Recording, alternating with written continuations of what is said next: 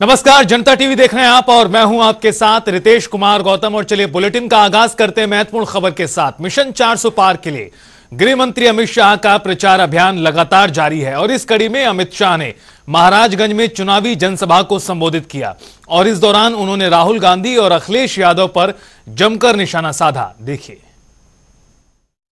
और राहुल बाबा, ये महाराजगंज की भूमि पर मैं कहता हूं, सुन लो, आप 40 भी पार नहीं कर रहे हो, 40 भी पार नहीं। और ये दूसरे जयजादे अखिलेश जी, वो भी 4 के अंदर रहने वाले हैं।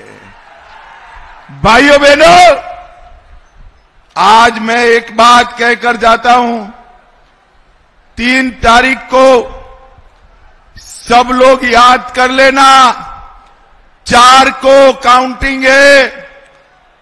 4 की दोपहर को ये दोनों शाहजादे प्रेस कॉन्फ्रेंस करेंगे और प्रेस कॉन्फ्रेंस कर कर कहेंगे ईवीएम खराब था इसलिए हम चुनाव हार गए।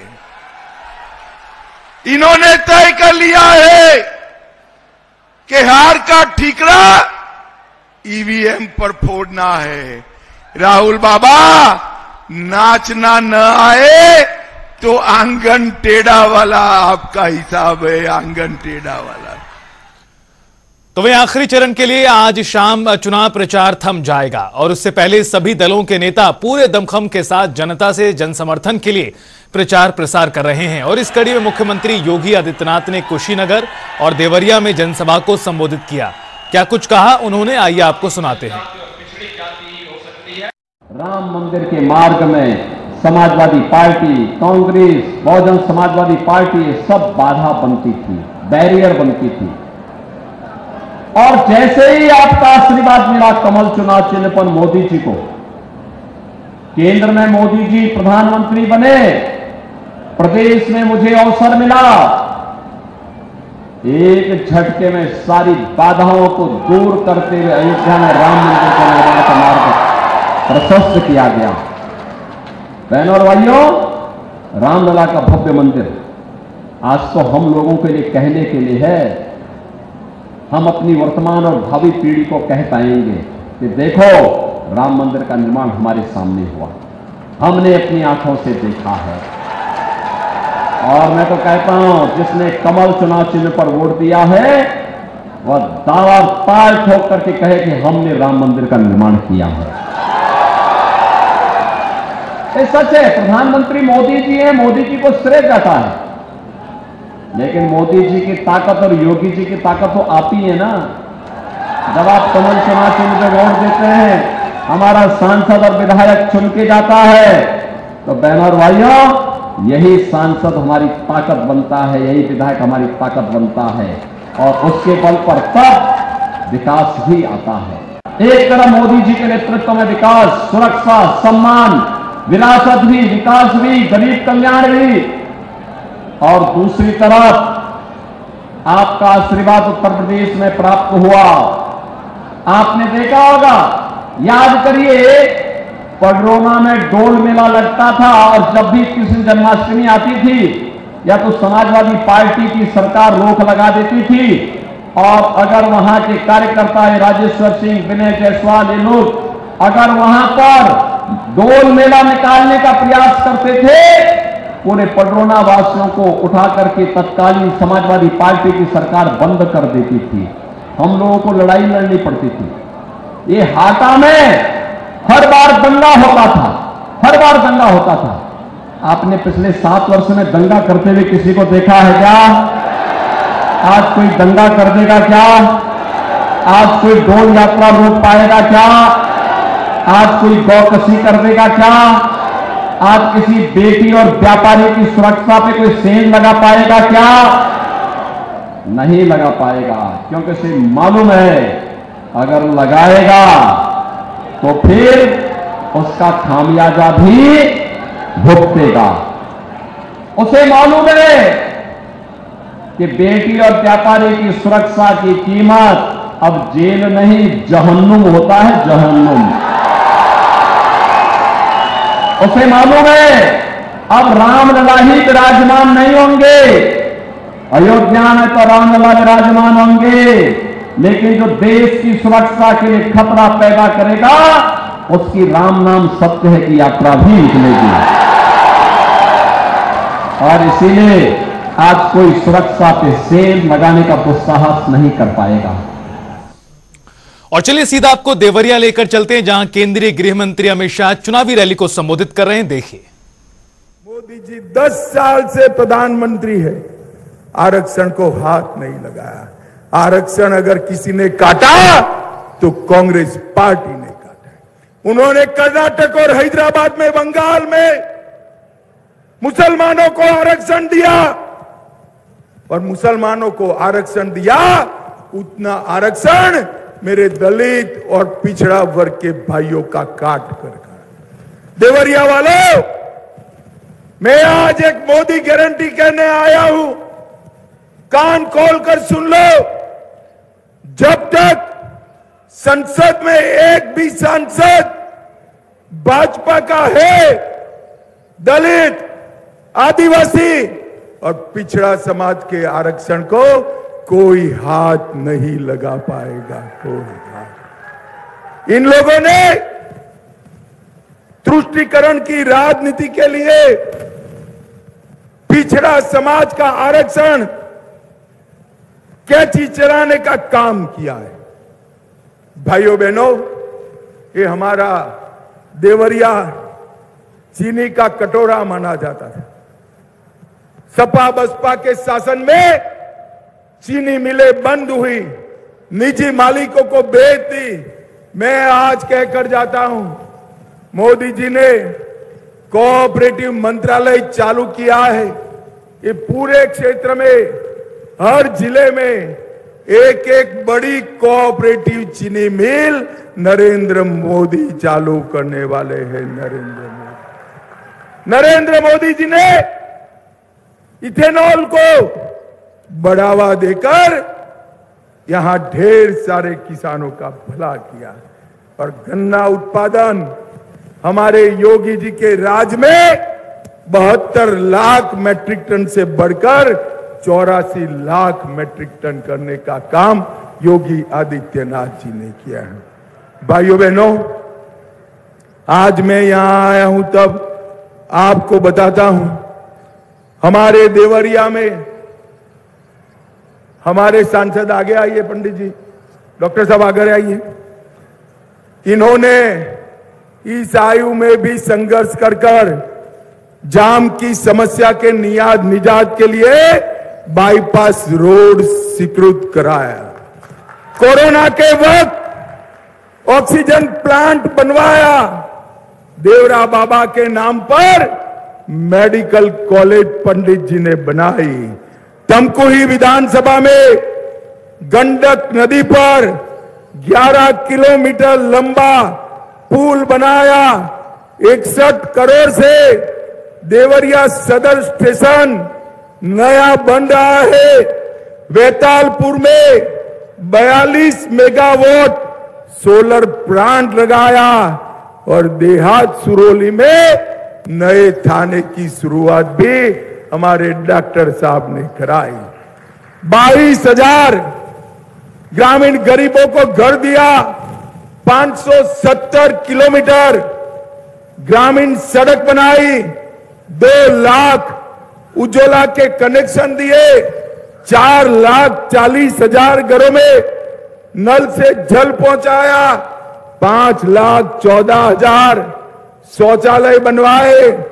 4,51,000 किसानों को किसान सम्मान निधि दी, और 7 लाख गरीबों को 5 किलो अनाज फ्री ऑफ कॉस्ट देने का काम रमापति राम जी ने किया।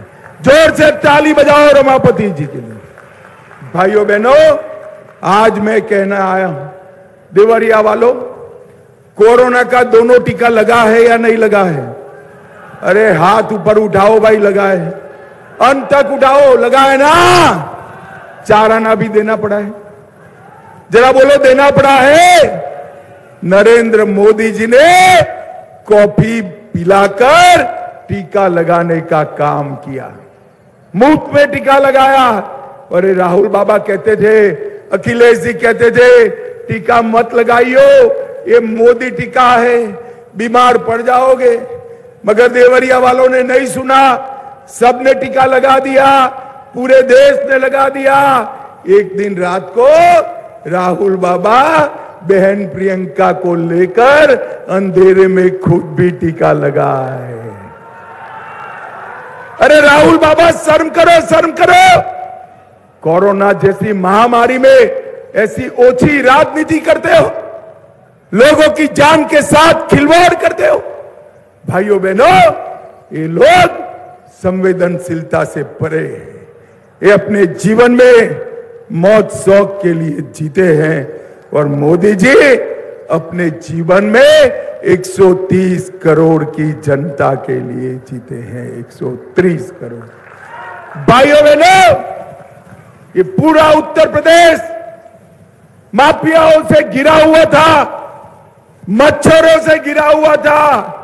हमारे योगी आदित्यनाथ ने मच्छर और माफिया दोनों का सफाया कर दिया। जैसे जैसे 7वें चरण के चुनाव की तारीख नजदीक आ रही है, उसी तरह सभी पार्टी के नेता अपने वोटरों को सहेजने की कवायद में जुटे हुए हैं। गोरखपुर निषाद बाहुल्य क्षेत्र है। ऐसे में गोरखपुर के बीजेपी प्रत्याशी रवि किशन और निषाद पार्टी के अध्यक्ष डॉक्टर संजय निषाद ने साझा प्रेस वार्ता की, और क्या कुछ कहा, आइए आपको सुनाते हैं।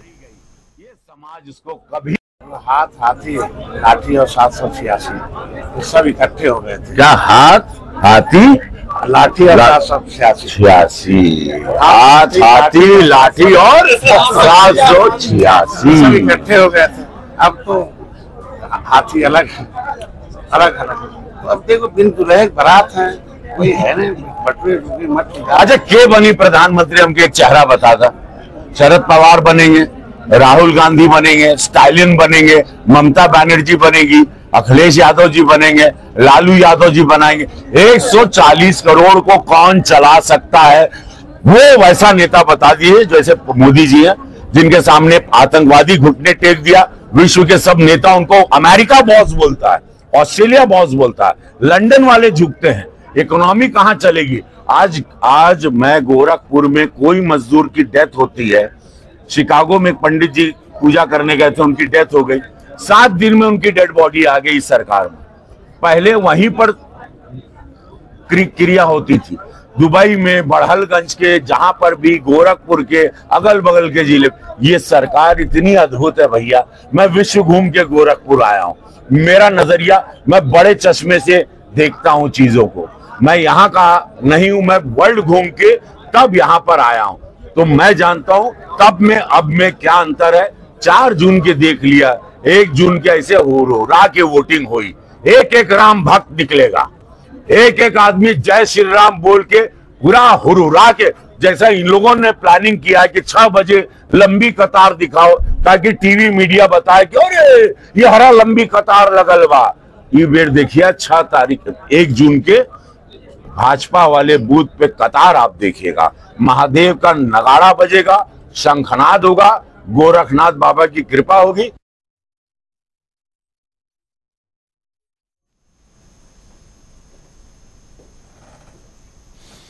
तो वहीं कांग्रेस के पूर्व नेता और कल्की धाम के पीठाधीश्वर आचार्य प्रमोद कृष्णम ने राहुल गांधी के बयान पर बोलते हुए कहा कि राहुल गांधी का सुबह शाम उठकर बिना मुंह हाथ धोए पीएम मोदी को कोसना है। सच बात यह है कि राहुल गांधी को भारत की संस्कृति, सभ्यता और भारत की परंपरा का ज्ञान नहीं है। विदेशी परिवेश में पले बड़े राहुल गांधी को पहले भारत को जानना होगा। देखिए, राहुल गांधी जी का 1 पॉइंट एजेंडा है कि बिना मुंह धोए मोदी जी को कोसना। सुबह उठ करके हाथ मुंह धोए बिना मोदी जी को गाली देना शुरू कर देते हैं।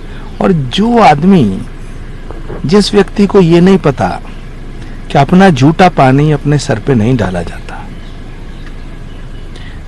वो आदमी नरेंद्र मोदी जी के ऊपर इस तरह की टिप्पणियां करते हैं। सच बात यह है कि राहुल जी को भारत की संस्कृति, भारत की सभ्यता, भारत की परंपराएं उनका बोध नहीं है। विदेशी परिवेश में पले बढ़े राहुल गांधी जी को पहले भारत को जानना होगा, उसके बाद भारत के प्रधानमंत्री पर बोलने का प्रयास करें।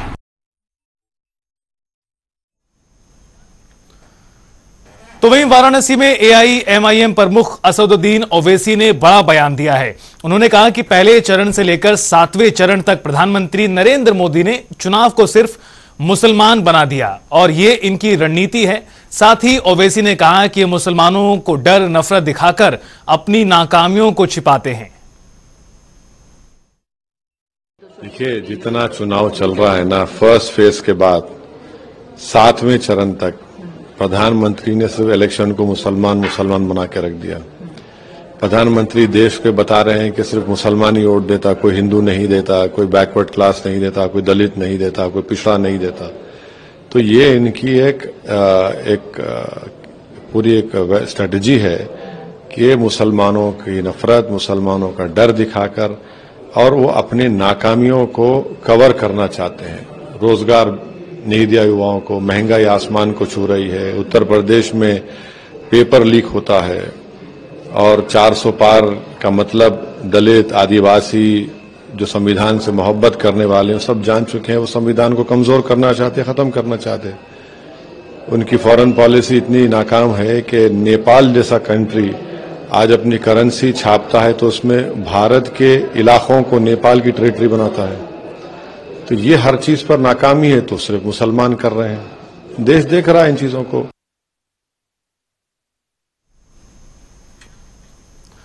बुलेटिन में आगे बढ़ेंगे, रुख करेंगे अगली जानकारी का। चुनावी जंग में नेताओं के लिए जो जुबानी जंग है वो मुसीबत बन गई है। भड़काऊ भाषण देने पर उत्तर प्रदेश में 42 मुकदमे दर्ज किए गए हैं। सबसे अधिक 6 मुकदमे गोंडा में दर्ज हुए। फतेहपुर में 3, कानपुर, प्रयागराज, सीतापुर में 2-2 मामले रिपोर्ट किए गए। इसी तरह मुरादाबाद, चित्रकूट, बाराबंकी में भी 2-2 मुकदमे दर्ज किए गए हैं। गाजियाबाद, वाराणसी, मुजफ्फरनगर, शामली में एफआईआर दर्ज हुई है। कानपुर देहात, मेरठ, संभल में भी केस दर्ज हुआ। आगे बढ़ें तो आपको बताएं, बलिया, फतेहगढ़, मैनपुरी में मुकदमे दर्ज हुए। बलरामपुर, श्रावस्ती, जौनपुर और आजमगढ़ में एक एफआईआर दर्ज कराई गई है। दरअसल तमाम नेताओं की ओर से जिस तरह के बयान दिए गए हैं चुनावी प्रचार के दौरान, जिसको लेकर आपत्तियां दर्ज की गई हैं, इसी क्रम में ये अलग अलग इलाकों में एफआईआर दर्ज की गई। चुनाव में जुबानी जंग नेताओं के लिए किस तरह से मुसीबत बनी है वो आपको बता दें। भड़काऊ भाषण देने के मामले में उत्तर प्रदेश में 42 मुकदमे दर्ज किए गए और इनमें भी सबसे ज्यादा 6 मुकदमे गोंडा में रिपोर्ट हुए हैं। तो वहीं गोंडा जिले में पुलिस स्कॉट लिखी एक फॉर्च्यूनर गाड़ी ने बाइक सवार 2 छात्रों को रौंद दिया। इस हादसे में दोनों की मौके पर ही मौत हो गई, तो वहीं एक गंभीर रूप से घायल। स्थानीय लोगों के मुताबिक फॉर्च्यूनर गाड़ी कैसरगंज से बीजेपी प्रत्याशी करण भूषण सिंह के काफिले का हिस्सा थी। घटना के बाद मौके पर लोगों की भारी भीड़ जमा हो गई। गुस्साए लोगों ने जमकर नारेबाजी की और शव को उठाने से मना कर दिया। सूचना पाकर मौके पर पहुंची पुलिस ने मामले को संभाला। फिलहाल अधिकारियों ने लोगों को समझा बुझाकर शव को कब्जे में लेकर आगामी कार्रवाई शुरू कर दी है।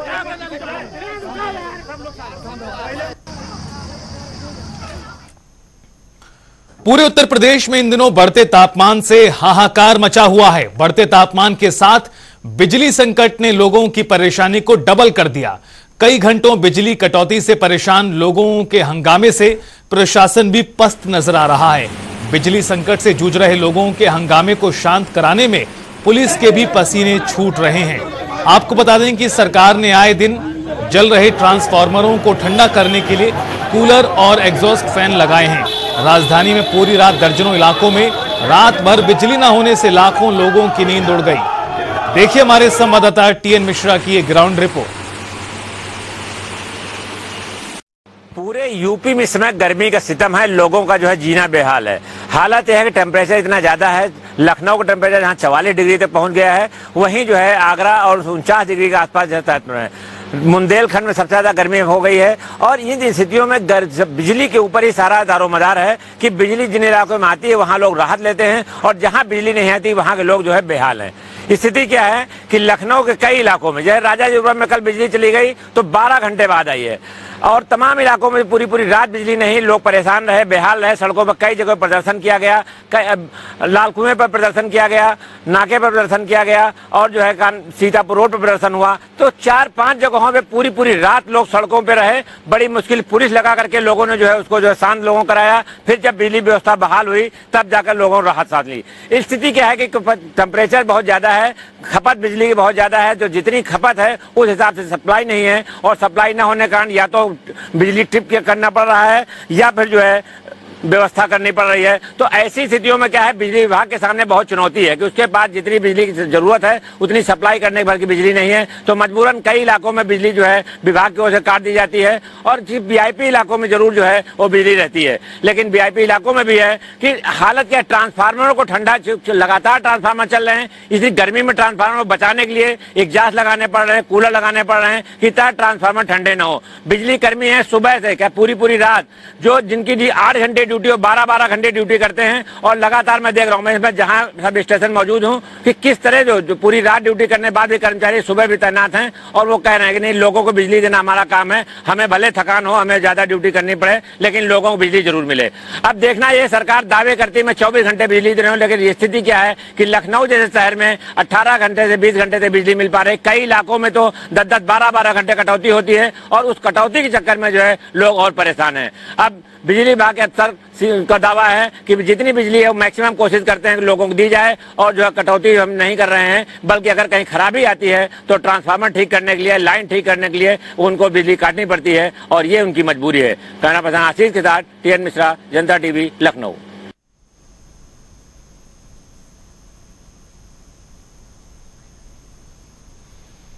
और रुकेंगे यहां पर एक ब्रेक के लिए, आप देखते रहिए जनता टीवी।